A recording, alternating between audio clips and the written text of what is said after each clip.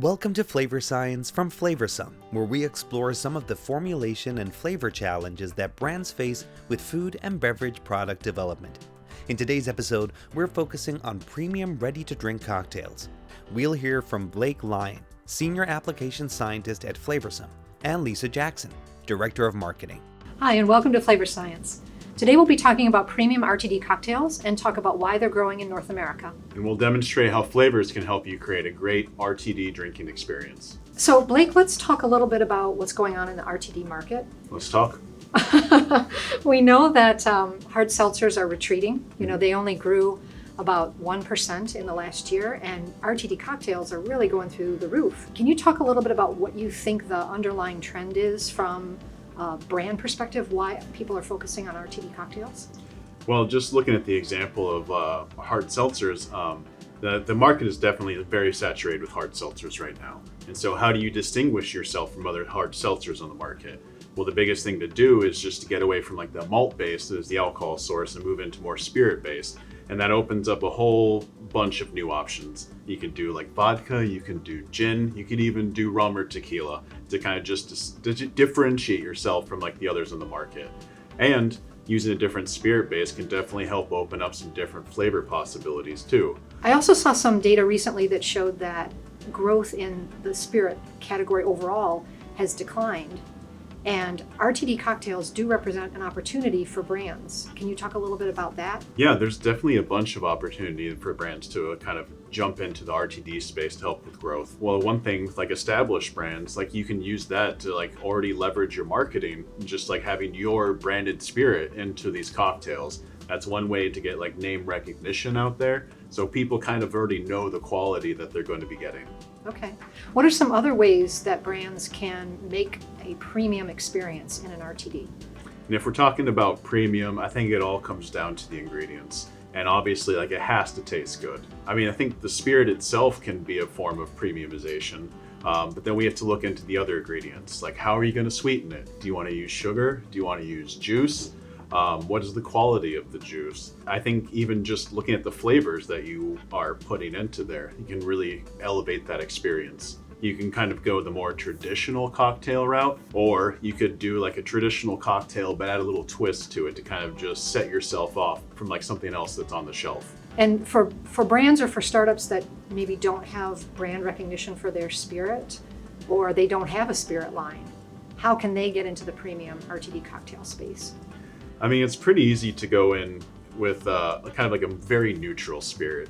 One thing, it's very clean tasting. It's very easy to like flavor upon. And that just helps to get you kind of like your foot in the door. And like that's kind of widely available. And I know that hard seltzers are usually in that 4.5 to 5% ABV range. Mm-hmm. What does the ABV look like in an RTD cocktail? So there actually is quite a range that you can go. You could stay in that 5% range if you really wanted to. I see RTD cocktails going all the way up to like 20%, maybe even higher. But 20 tends to be kind of like the top end that we've been seeing lately. But is there too high an ABV for RTDs? I don't think so, because when you look at some like very classic cocktails like the old fashioned, I mean, that's made basically with straight spirits. And so I don't think that if you're trying to stay true to that cocktail, I don't know if there necessarily is like a real capped high end. But there is a cost implication for a higher ABV. Using the higher ABV, you're going to be using more of your spirits, and for quality spirit, like that is going to tend to cost you a bit more. Well, great, thank you. That was helpful to hear the overview.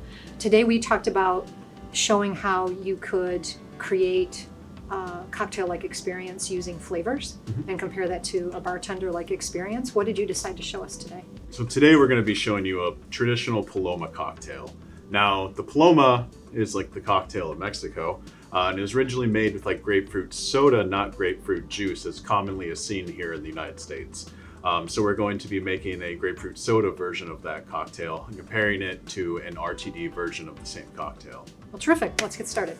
Okay, so first up, you're going to show us how you would make a premium RTD at home, correct? A premium Paloma? Yeah, well, I'm just going to show you how to make a kind of just a generic Paloma at home. A couple things I want to touch on though, like that could be limitations for someone wanting to have like the more premium experience, is that I just went out and got a grapefruit soda from like a generic grocery store. It's nothing special. It's not bad, but it's not really designed for the cocktail experience. This is designed to be drank as a soda. And so like there are better sodas out there than this one. And there's obviously the option of going with grapefruit juice over a soda and adding some club soda to kind of get that carbonation back in. So like that is kind of like one limitation that you have with this, is that you're kind of limited to what's available to you. But making a premium like RTD cocktail that you could just buy in a can, you can kind of control some of those factors a little bit more. You could kind of like have a little bit more grapefruit flavor coming through. You could dictate what the grapefruit flavor is like. Do you want more peel? Do you want more of like those, bright fleshy notes? And so that is like one thing I just kind of wanted to comment on before we kind of got into mixing this. Okay, well, and even on the juice side, you mentioned the quality of the juice is going to have an impact on the beverage you make at home too, right? Yeah, and depending where you are, that could be hard to get. Now, I'm from a smaller town, so it's hard to sometimes get like, a more premium like soda or juice or anything to kind of like really help elevate the experience. Okay. Another thing you could consider when making this cocktail too is the tequila that you're using, like what you have available. We're going to be using a silver tequila today, but you could use an añejo or even a reposado tequila to kind of, which is a more aged tequila, to bring in some of those more like kind of woody brown notes, just to add a little bit of complexity to it. But we're going with the silver tequila today to kind of just like really let the grapefruit kind of shine through here. All right, so let's get to it. Okay, let's start. So we're going to start off, we're going to add 2 ounces of our tequila.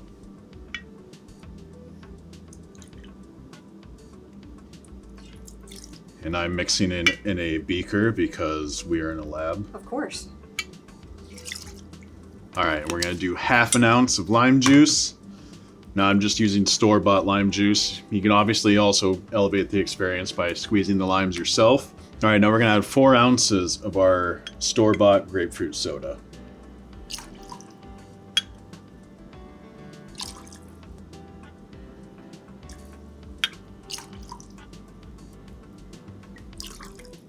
All right, we'll give it a little stir. And there you go, 1 Paloma. So can you tell us a little bit about the RTD cocktail that you made? Yeah, I'd be happy to. So in keeping with premiumization, a couple of things that I saw talked about that were kind of like faults of the soda. I mean, it's not the soda's fault, it's just not designed for this. So some of the things that we can do on this end that you can't do necessarily on the home end is we can control the amount of grapefruit flavor that you get from the drink. And so I think we're going to see a little bit stronger, kind of a more aroma and a little bit more flavor coming from our RTD version. Not to mention, mixing, you're going to lose some of your carbonation. And so we have a little bit more control of how carbonated this is going to be versus an at-home cocktail. Okay. Now, keeping with premiumization also, I did use lime juice in this as well. Just like this lime juice, it's made from concentrate, so we use lime juice concentrate in there as well. But a little bit of like citric acid can really help with the brightness that like you may or may not get from like lime juice, depending on how old it is and whatnot. And the tequila is going to be the same, but also like we have a little bit more control of what the ABV of this drink is going to be. Now, my handmade cocktail comes out to be about 12.3% ABV, but mine's going to be about 12.5. There's a little bit of variation, but I like that 12.5% so we can get away from preservatives as well. So this is not a preserved cocktail, and so that's another thing that you could have on the bottle, that this doesn't have preservatives, and so that's another thing consumers might be looking for. So you mentioned control a few times. This is really a way to deliver a consistently great taste every time. It is, and you can nitpick the taste a little bit more. Like you're limited to however this soda tastes for your grapefruit flavor.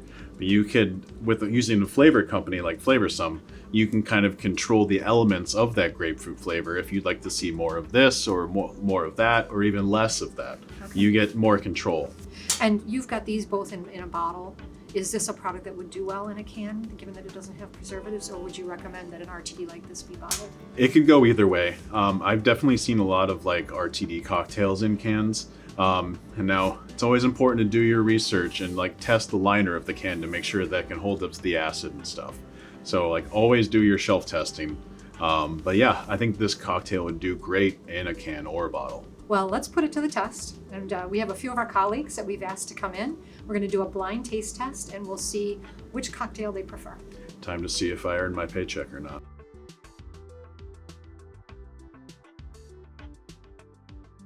There's no. I know. They are different. They are different. The mine that aren't on the list, and write those down.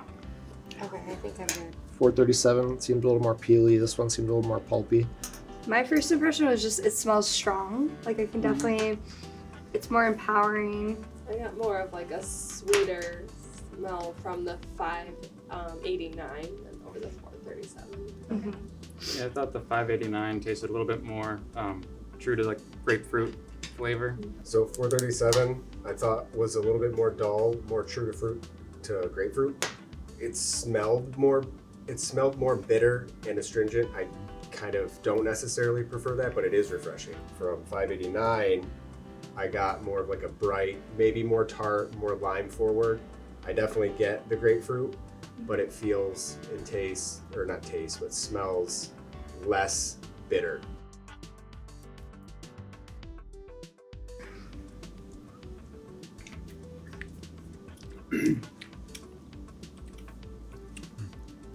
Better, and why?